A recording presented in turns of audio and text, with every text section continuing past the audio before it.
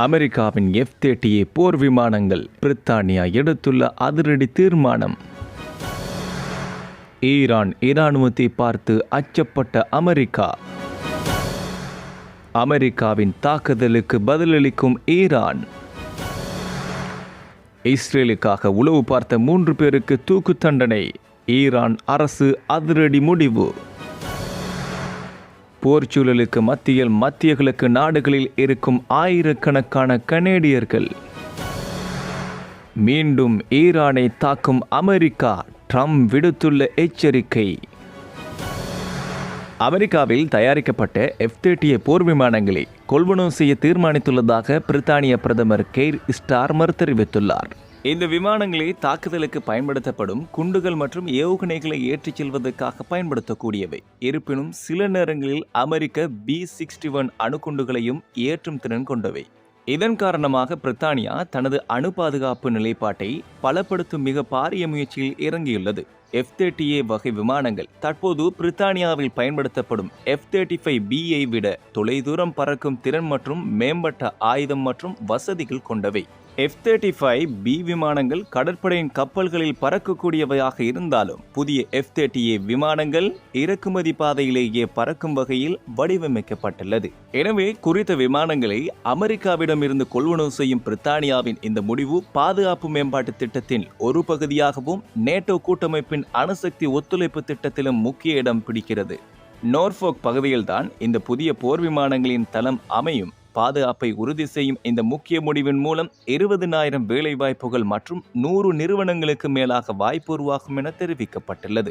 மத்திய கிழக்கை பொறுத்தவரையில் ஈரானின் படைத்துறைதான் ஒப்பீட்டளவில் மிக அதிக படைப்பலத்தை கொண்ட ஒரு இராணுவ கட்டமைப்பு. சுமார் 9,60,000 படை வீரர்களை கொண்ட ஒரு படை கட்டமைப்பு தான் ஈரானின் இராணுவம். இறுக்கமான இராணுவ கட்டமைப்பையும் திறமையான பயிற்சியாளர்களையும் கடுமையான மத கோட்பாடுகளையும் கொண்ட படை வீரர்கள் தான் இவர்கள். ஈரானின் இந்த இராணுவத்தின் ஒரு முக்கிய பலத்தை பார்த்து அமெரிக்கா அச்சம் கொண்டது. அமெரிக்காவின் சமீபத்திய இராணுவ தாக்குதல்களாக தங்கள் அணுசக்தி தளங்கள் பாதிக்கப்பட்டவை அடுத்து ஈரான் ராஜதந்திரத்தின் தர்க்கத்திற்கு திரும்புமாறு சர்வதேச சமூகத்திற்கு அழைப்பு விடுத்துள்ளது. இந்நிலையில் ஈரானிய வெளியுறவு அமைச்சர் அப்பாஸ் ஆராக்சி அமெரிக்காவுடனான பேச்சுவார்த்தைகளுக்கு தயாராக இருப்பதாக கூறியுள்ளார்.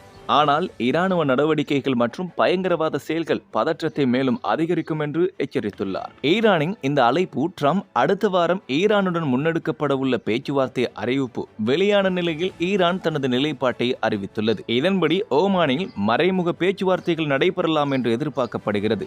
ஆனால் ட்ரம்பின் ஒப்பந்தத்துக்கு எதிரான நிலைப்பாடு மற்றும் ஈரானின் உறுதியான இராஜதந்திர அழைப்பு ஆகியவை பேச்சுவார்த்தைகளில் பதற்றத்தை ஏற்படுத்தலாம்.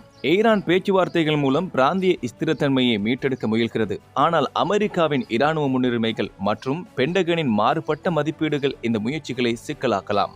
இதற்கமைய இந்த பேச்சுவார்த்தைகள் மீதான சர்வதேச கவனத்தையும் ஈரானின் அணுசக்தி திறன் குறித்து தொடர்ந்து நிலவும் நிச்சயமற்ற தன்மையையும் எடுத்துக்காட்டுகின்றது. இஸ்ரேலுக்காக உளவு பார்த்த 3 பேருக்கு ஈரான் தூக்கு தண்டனை வழங்கியுள்ளது. அமெரிக்க ஜனாதிபதி டொனால்ட் ட்ரம்ப் இஸ்ரேல் ஈரானிடையே போர் நிறுத்தம் ஏற்பட்டதாக சமீபத்தில் அறிவித்த போதிலும் இரு நாடுகளுக்கும் இடையேயான மோதல்கள் தொடர்ந்து கொண்டிருக்கின்றன. இந்நிலையில் இஸ்ரேலுக்காக உளவு பார்த்ததாக குற்றம் சாட்டப்பட்ட 3 பேருக்கு ஈரான் தூக்கு தண்டனை வழங்கியுள்ளது. அசர்பைஜான் மாகாணத்தில் உள்ள உர்மியா சிறைச்சாலையில் அசர் சொஜாய், எட்ரிஸ் அலி, ரசூல் அஹமது ரசூல் ஆகிய 3 பேருக்கும் தூக்கு தண்டனை நிறைவேற்றப்பட்டது. இஸ்ரேலுக்காக உளவு பார்த்ததாக இவர்கள் குற்றவாளிகள் என ஈரான் நீதித்துறை செய்தி நிறுவனம் செய்தி வெளியிட்டுள்ளது. கடந்த 10 நாட்களில் இஸ்ரேலுடனான மோதலின் போது உளவு பார்த்ததாக ஏற்கனவே 3 பேருக்கு ஈரான் தூக்கு தண்டனை நிறைவேற்றியிருந்தது குறிப்பிடத்தக்கது. தற்போது தூக்கிலிடப்பட்டவர்கள் ஈரானுக்குள் சட்டவிரோதமாக ஆயுதங்களை கடத்த உதவியதாக குற்றம் சாட்டப்பட்டிருந்தது. இஸ்ரேல் ஈரான் மோதலுக்கிடையே 100கணக்கான கனேடியர்கள் மற்றும் நிரந்தர குடியிருப்பு அனுமதி பெற்றவர்கள் நாடு திரும்பியுள்ளார்கள். ஆனால் இன்னமும் ஆயிரக்கணக்கான மத்திய கிழக்கு நாடுகளில் இருப்பதாக தகவல் வெளியாகியுள்ளது. சுமார் 6,000 கனேடியர்கள் மற்றும் கனேடிய நிரந்தர குடியிருப்பு அனுமதி பெற்றவர்கள் இன்னமும் இஸ்ரேல் மற்றும் வெஸ்ட் பேங்க் பகுதியில் இருப்பதாக GSC அதிகாரிகள் தெரிவித்துள்ளார்கள்.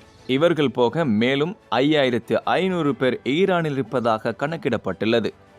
இந்நிலையில் ஈரான் மற்றும் இஸ்ரேல் நாடுகளில் வான்வழி மூடப்பட்டுள்ளதால் அண்டை நாடுகள் மூலமாக மத்திய கிழக்கு நாடுகளில் இருக்கும் கனேடியர்களை கனடாவுக்கு அழைத்து வர கனடா அரசு விமானங்களை ஏற்பாடு செய்து வருவதாக கனடா வெளிவிவகாரத்துறை அமைச்சரான அனிதா ஆனந்த் தெரிவித்துள்ளார்.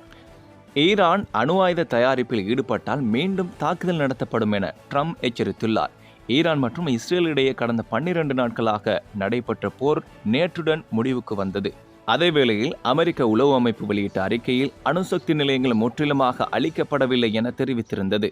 அதேவேளையில் தான் அமெரிக்காவின் தாக்குதல்களுக்கு முன்பாகவே அங்கிருந்த 400 கிலோ யுரேனியத்தை வேறு இடத்துக்கு மாற்றிவிட்டதாகவும் அணு ஆயுதம் தயாரிப்பில் தொடர்ந்து ஈடுபடுவோம் என ஈரான் தெரிவித்திருந்தது.